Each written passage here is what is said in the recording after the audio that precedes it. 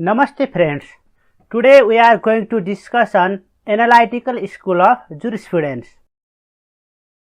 Here is one Second World War case related with law and morality. In this case, a German soldier visited home for one night, and that night he shared his dissatisfaction about Hitler with his wife. Most of the time, the soldier remains in barrack, and back in home, the wife had affair with other man. She want to get rid of husband. She reported the authority that her husband condemned Hitler, and at that time German law prohibited any person to condemn Hitler or other Nazi authority. So military tribunal sentenced the soldier death penalty, and at that time the World War was going on and they need more army personnel, so they didn't execute the soldier. Instead, they sent him to front line. After World War II concluded, the wife was punished for misusing the Nazi law against her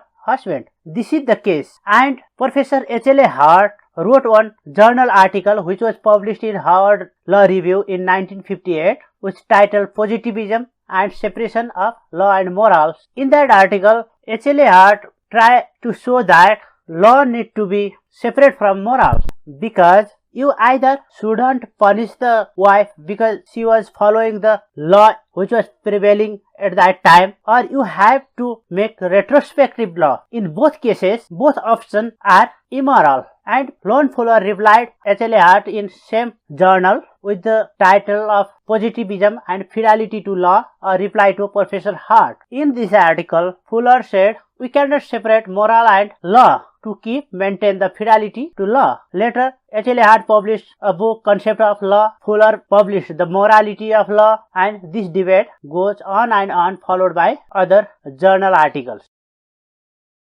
Analytical school of thought, also called positive school or imperative school, which start with criticizing natural school of jurisprudence, because nature is abstract phenomena. We cannot copy nature while making law. Law is possessed by their rightful creator is only valid law. Law is that what state makes. Law is free-floating and self-sustaining system. It don't need to verify from natural law. Study of law is all about study of closed system of pure fact. Analytical school studies factual existence of law. You cannot question the legality of law determined by state on the basis of morality. For example, in Nepal, there is no death penalty, but its immediate neighbor, China and India, there is death penalty. But you cannot question the law of China and India for death penalty in the context of morality. Natural law's assumption is law is reflection of nature, because already in nature there is law, but analytical school's emphasis is law is made. So analytical school reject the assumption of natural school, which it rejects a priori approach, it rejects divine law, it rejects morality, it rejects universality of law. And analytical school use the method of scientific experiment and inference while studying the law. Context of analytical school: 19th century was the period of peak point of English empire. Naturalist theory talks about universality of law, but Britain need to separate law for their own people and colonial people. So they put forward new logic. Law is what sovereign made for subordinate. Law is law. It might be different in India and Great Britain. And they said, India, you are colonized. Burma, you are colonized. You have to follow the law what Britain made for you. This is the backing of analytical school to British Empire. And let's talk about some influential philosopher and jurist in analytical school of jurisprudence. First come Jeremy Bentham. He said, law is assemblage of science declarative by sovereign. He also the founder of systematic imperative approach. He called the natural law as nonsense upon stilt and anarchical fallacies. Jeremy Bentham divided the jurisprudence in sensorial and expositorial. Sensorial jurisprudence deals with what law ought to be, and main focus of analytical school was not what law ought to be, but what law is. and expositorial jurisprudence deals with what law is, and he further divided expositorial jurisprudence in authoritative, what law made by legislature, and unauthoritative, what religious textbook talks about law. He forwarded 8 aspects of law: source, subject, object, extent, aspect, force, remedy, expiration.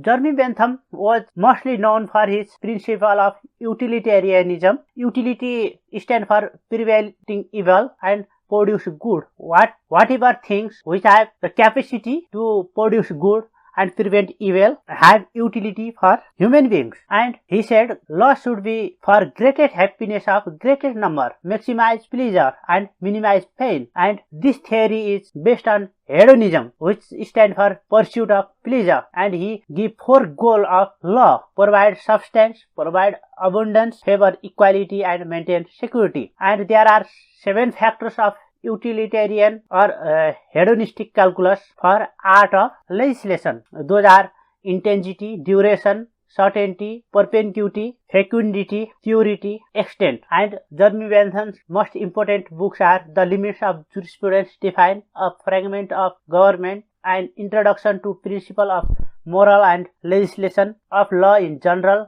Rationale of Judicial Evidence. And here is John Austin. Some literature said he was a disciple of Jeremy Bentham.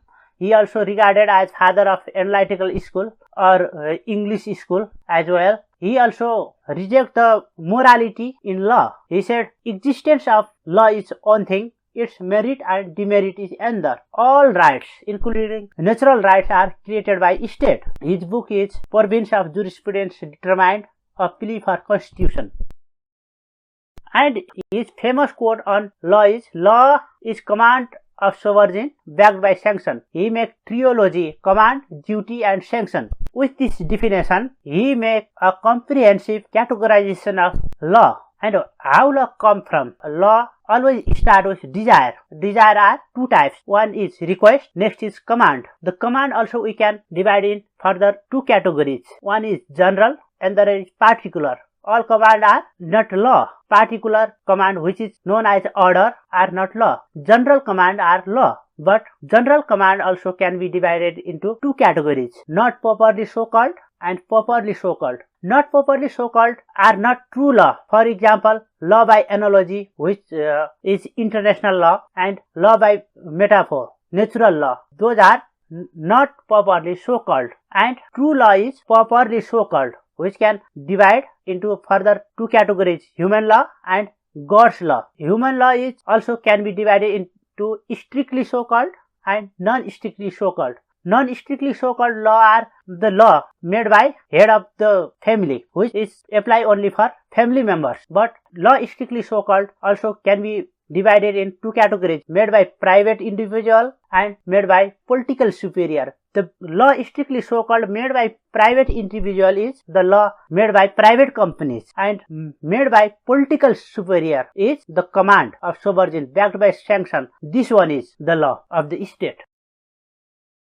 And there is criticism on Austin's theory. He don't talk about right, liberty and freedom. He overlooked custom. His theoretical backing of dictatorship, colonialism and unjust rule is criticized. He also ignored the law of will, contract. He also ignored the precedents made by judges. He overemphasized sanction and ignored the voluntary will of people to adhere law. He ignored procedural law and law of facilitation. His powerful sovereign is not practical in modern democratic world. Here is H.L.A. Hart again. Unlike Austin and Bentham, he didn't totally reject the natural law. He said the minimum content of natural law in positivist law. He divided the law into primary and secondary rule. Primary rule, which create rights and duty, which he said rule of obligation, which are non-optional. Everyone have to follow the primary rule. But there are some flaws,